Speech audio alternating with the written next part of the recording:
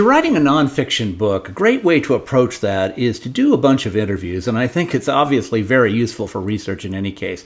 Now, for my most recent book, The Solo Consultant, I interviewed 13 people who had gone from formal employment to being self-employed, to becoming solo consultants, which is what I hoped my book would help others do. So how I did this was, of each of the 13 people, who, by the way, were from many different sectors and different lines of work originally, what I did was I interviewed each of them on Zoom, and I recorded those interviews. And also I used an online transcription tool to create transcripts of those interviews.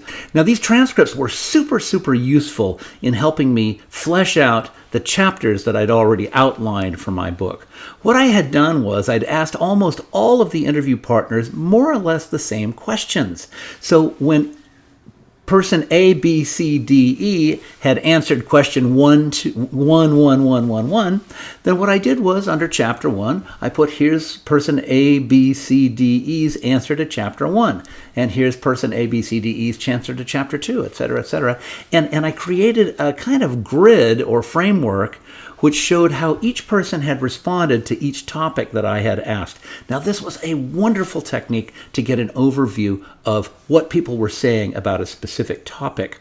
And then what I did was I went through those transcripts that I had sort of cut and pasted into this grid, and I kind of got rid of the stuff that wasn't as strong or as vivid as I wanted to, and then I really highlighted the ones that I thought really got to the point. I also tried to be balanced. I didn't want one person to speak too much about a single subject. So I wanted to make sure that throughout everybody got a chance to speak, and also that the ones who were strongest on some of the chapter headings really came out, while others were strong on others. It came out.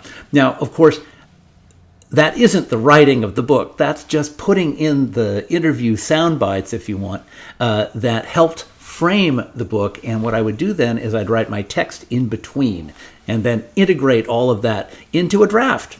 And then, of course, another draft, and another draft, and another draft, and another draft, and another draft. It took about a year, but I'm really happy with the result and how it came out.